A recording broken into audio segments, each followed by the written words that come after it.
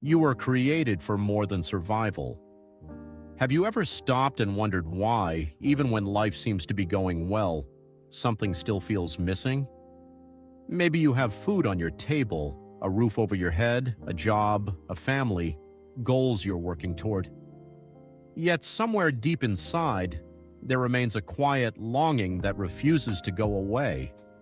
A question, a hunger, a feeling that there must be more to life than simply waking up, working, surviving, sleeping, and repeating the cycle tomorrow. Perhaps you've tried to silence that feeling. Maybe you've told yourself that everyone feels this way. Maybe you've convinced yourself that life is simply about making the best of the years you've been given. But what if that longing is not a problem? What if it is a clue? What if the ache inside your soul is evidence that you were created for something greater? The truth is that human beings are unlike anything else in creation. We are capable of love. We dream. We create. We imagine eternity. We ask questions about purpose. We wonder why we're here. No animal gathers around a fire asking about the meaning of life. No bird questions its identity. No fish wonders whether its existence has value. Yet human beings do, and we do, because deep within us exists something that points beyond survival, something that points beyond this world, something that points back to our Creator. Today we're beginning a journey that starts at the very beginning. Before religion, before churches, before denominations, before traditions, a journey back to the original purpose of humanity. Because if we don't understand why we were created, we'll never truly understand who we are. And if we don't understand who we are, we'll spend our entire lives searching for answers in places that were never designed to satisfy us. The question is not whether you were created for a purpose. The question is whether you've discovered what that purpose is. And the answer begins in the opening pages of Scripture. The pain of living only to survive. Many people spend their entire lives trapped in survival mode. They wake up every morning already exhausted. Their minds are filled with worries, bills, responsibilities, deadlines, problems, pressures. And over time, life can begin to feel like a treadmill that never stops moving. The days become weeks, the weeks become years, the years become decades. And before they know it, people look back and wonder where the time went. But perhaps the greatest tragedy is not physical exhaustion, it is spiritual emptiness. Because a person can be successful and still feel lost, a person can be wealthy and still feel empty, a person can be admired and still feel broken, a person can achieve every goal they ever set and still wonder why satisfaction never lasts. Why? Because success was never meant to be your purpose. Possessions were never meant to be your purpose. Achievements were never meant to be your purpose. Survival was never meant to be your purpose. Deep down, we know this. That's why even after reaching major milestones, many people immediately begin searching for the next one. The promotion comes. Then another goal appears. The dream house arrives. Then another desire emerges. The accomplishment is achieved. Then another mountain must be climbed. It's an endless cycle because the human heart is searching for something earthly things cannot provide. The writer of Ecclesiastes understood this struggle thousands of years ago. He pursued pleasure, knowledge, wealth, power, success. Yet after experiencing everything the world could offer, he reached a startling conclusion. Without God, it was all meaningless. Not because those things were evil, but because they were never designed to carry the weight of our deepest purpose. Imagine trying to satisfy hunger by looking at pictures of food. No matter how beautiful the images are, they cannot nourish you. Likewise, the things of this world can never fully satisfy a soul that was created for God. And that brings us to an important question. If survival is not our purpose, if success is not our purpose, if pleasure is not our purpose, then why were we created? To answer that, we must return to the beginning. The beginning of humanity. The Bible opens with one of the most powerful declarations ever written.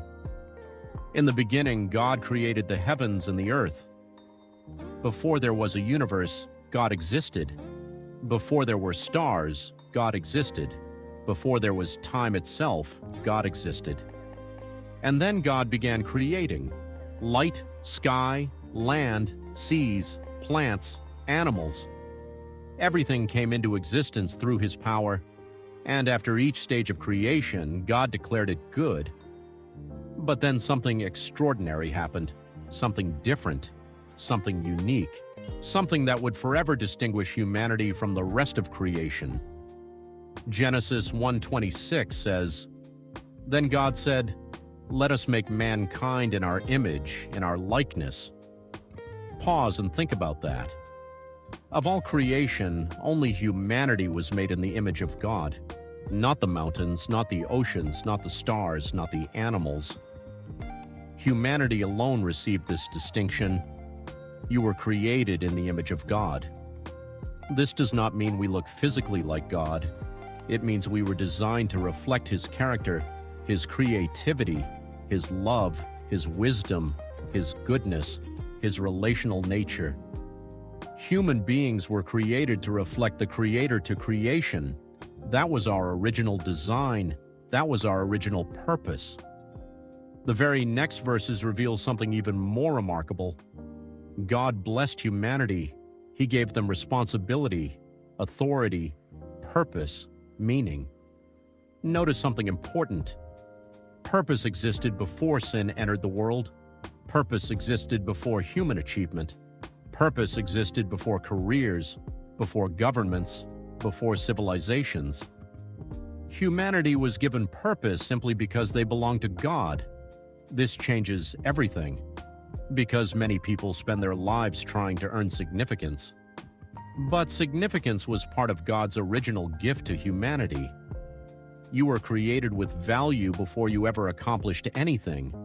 You were loved before you ever succeeded. You were known before you ever existed. That truth alone has the power to transform a life. Created for relationship. But there is another truth hidden within the creation story, perhaps the most important truth of all. Human beings were not merely created to accomplish tasks, they were created for relationship. When God placed Adam in the Garden of Eden, everything appeared perfect. No sickness, no suffering, no death, no fear, no conflict. Yet God declared something was not good. Genesis 2:18 says, "It is not good for the man to be alone." Why? Because humanity was designed for relationship, first with God, then with others. From the beginning, God walked with humanity, spoke with humanity, fellowshiped with humanity. This was not a distant creator observing from afar. This was a loving father inviting his children into relationship. Think about that for a moment. The God who created galaxies desired fellowship with people. The God who spoke stars into existence desired relationship with humanity. That tells us something profound about our purpose. We were never meant merely to know about God. We were meant to know God. And there is a massive difference between those two things. Many people know facts about God. They know Bible stories. They know religious traditions. They know spiritual concepts. But God desires something deeper. Relationship, intimacy, connection. The deepest need of every human heart is not ultimately success. It is not fame. It is not wealth. It is not power. It is relationship with the one who created us. And until that relationship is restored, there will always be a longing that earthly things cannot satisfy. Hope and resolution. This means your life is not an accident. You are not random. You are not meaningless. You are not here by chance. Before anyone knew your name, God knew it. Before anyone saw your potential, God saw it. Before anyone loved you, God loved you. You were created intentionally, designed purposefully, formed carefully, and called lovingly. Your existence has meaning because your Creator gave it meaning. The world may try to define you by your failures. Your past may try to define you by your mistakes. People may try to define you by their opinions, but God defines you by His design. And His design says you were created for more than survival. You were created to know Him, to walk with Him, to reflect Him, to experience His love, to live in His purpose. That purpose is still available today. Even if you've wandered, even if you've failed, even if you've spent years searching in the wrong places, the God who created humanity has never stopped pursuing humanity, and that pursuit continues even now.